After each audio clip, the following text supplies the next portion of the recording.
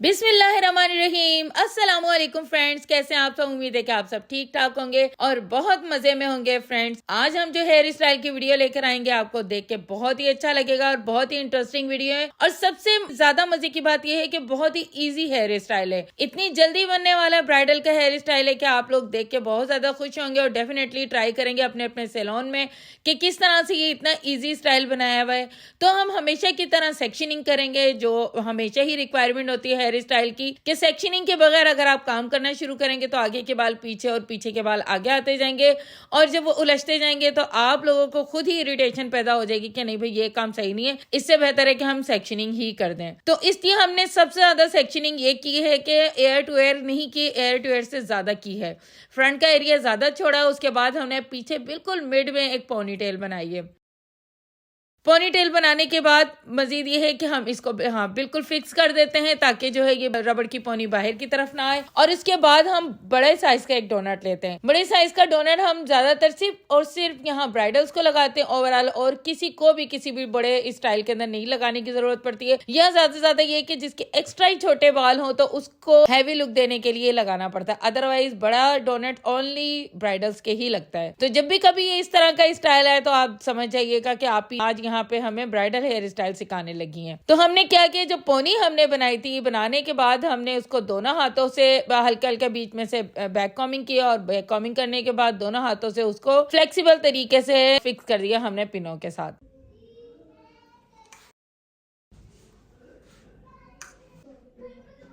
इसके बाद हमने इस तमाम डोनट की जो और मजीद इसको नीटनेस करनी है, जो हमने फ्रंट पे बहुत ज्यादा बाल छोड़े हुए थे उनको भी हल्के हल्के से बैक कॉमिंग करने हैं और लाके हम यहाँ पर छोड़ देंगे। फ्रेंड्स, यहाँ पे मैं एक और बात बताते चलूं कि बार बार हमसे लोग यही बात पूछते हैं, भाई कैसे खुलते हैं, ये कैसे खुलेंगे, ये इतने उलझ जाते हैं। तो मैंने बार बार एक बात बताई है कि आप सीधा सीधा इनको वॉश करें। जरूरत नहीं है कि आप कंघी कर करके इनको वॉश करें, वॉश करने के बाद कंडीशनर लगा लें और कंघी कर लें। तो ये इतनी जल्दी आपके बाल खुलेंगे और आप हैरान होंगे कि इसमें बाल टूटेंगे भी नहीं।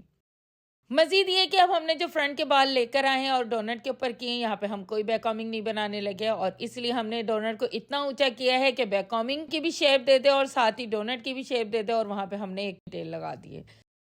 अब हम आ जाते हैं बिल्कुल नेप एरिया की तरफ। जो नेप एरिया के साइड में हमने बाल छोड़े थे उनको भी मजीद हम इसी तरीके से बैक कॉमिंग करेंगे और बैक कॉमिंग करने के बाद एक मोटा सा रोल बनाएंगे। रोल बनाने के बाद हम इसको भी यहाँ से पिनों के साथ साइड पे फिक्स कर देंगे।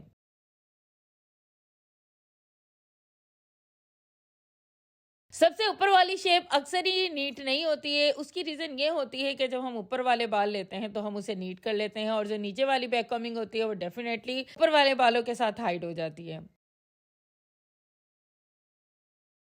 अब फ्रंट के बालों की तरफ आते हैं। फ्रंट के बालों की तरफ आने के बाद हम यहाँ पर साइड की मांग निकालेंगे। निकालने के बाद जितने भी हमने बाल क्रीम किए हुए उनको ओवरऑल हल्का हल्का सा हम स्ट्रेट कर देंगे।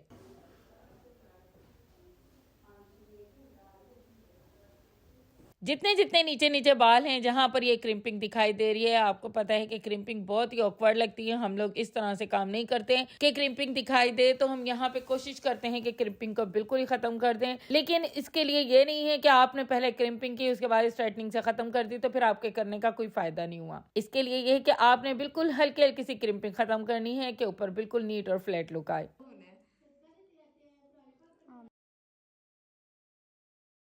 अब हमने यहाँ पे क्या करना है, यहाँ पे हमने बिल्कुल ही एंड के एरिया से एक लेयर उठाई है और लेयर को बिल्कुल हमने यहाँ पे टेल कॉम की मदद से नीट कर लिया। नीट करने के बाद हमने यहाँ पे भी इसकी 3 लेयर्स ली हैं।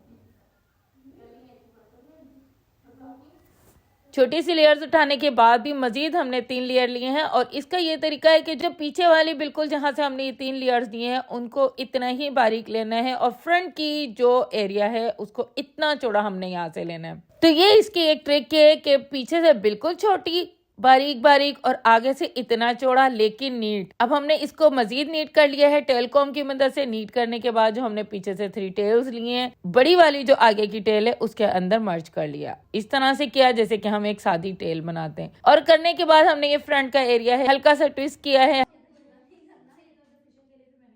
तो यहाँ पे हमने थंब की मदद से और फिंगर की मदद से इसको हल्का हल्का सा स्प्रेड कर लिया है। स्प्रेड करने के साथ साथ यहाँ इसको इस तरह से स्प्रेड करना है कि बहुत बारीक बाल भी जो हैं वो दिखाई तो दे रहे हैं, लेकिन फिलहाल उनको इतना नीट करना है कि वो बालों के अंदर ही टेल के साथ ही मिक्स हो जाए, ऐसा ना हो कि वो बहुत ही बुरे लगे। अब हमने ये करना है, ये फ्रंट के फिर से इसी तरह से लेते जाना है और हल्का हल्का से हाथों से स्प्रेड करते जाना है और फिर इसी तरह से पीछे वाली टेल के साथ मिलाते जाना है। अब ये देख लीजिए कि इतने बड़े इतने चौड़े फ्रंट के हेयर स्टाइल के ऊपर अभी तक के हमने ओनली 3 लेयर्स ली हुई हैं और उसको हम साथ साथ फिंगर की मदद से स्प्रेड भी करते जा रहे हैं। तो फ्रेंड्स, यहाँ पर आप लोगों को यकीनन देख के खुशी भी होगी कि आप इतनी आसानी से आपने एक हेयर स्टाइल बता दिया है। हालांकि देखने में लग रहा होता है कि इतनी इतनी लेयर्स आई हुई हैं और इतना डिफरेंट स्टाइल, इतना मुश्किल स्टाइल है ये कैसे बनेगा। तो यहाँ पे आपकी आसानी के लिए हम लोग बहुत अच्छे हैं और कोशिश करते हैं बहुत ईजी हेयर स्टाइल लेकर आए, ताकि हमारे जितने भी व्यूवर्स हैं हमारे जरूर अपने सैलून में इस तरह के हेयर स्टाइल को यूज करें।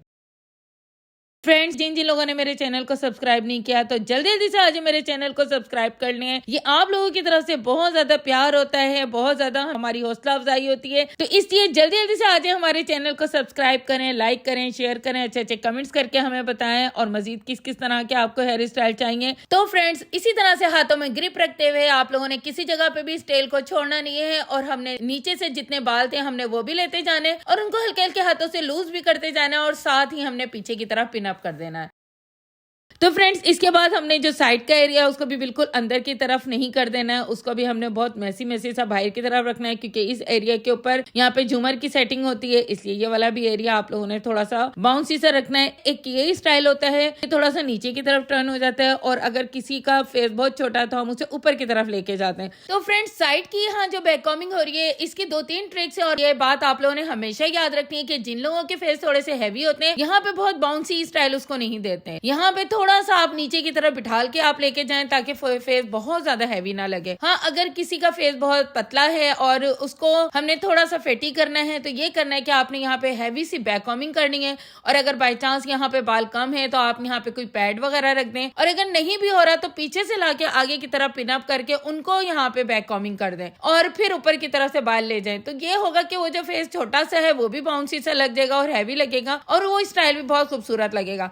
तो ये 2-3 ट्रिक्स हैं। और फ्रेंड्स, अगर आपको ये तीनों ट्रिक्स नहीं समझ में आई है तो आप अलग से कमेंट्स कर दीजिएगा। हम लोग यहाँ पे मजीद आप लोगों को फेस की फ्रेमिंग के हिसाब से वीडियोस बना के बता देंगे कि आप लोगों की आसानी के लिए, ताकि आप लोग देखें और आसानी से अपने काम कर सकें। फ्रेंड्स, ये तो हमारी वीडियो का बिल्कुल फाइनल लुक। यहाँ पे आपने फ्लावर सेटिंग कर देनी है और इस तरह से की बहुत ही प्यारा, बहुत ही इजी ब्राइडल हेयर स्टाइल बन जाएगा। तो फ्रेंड्स, वीडियो के एंडिंग के साथ ही मैं एक और बात आप लोगों से करूंगी कि हमारा एक और चैनल भी है हुरैन फूड व्लॉग के नाम से, तो उसे भी आप लोग सब्सक्राइब करिएगा। Thank you for watching my channel.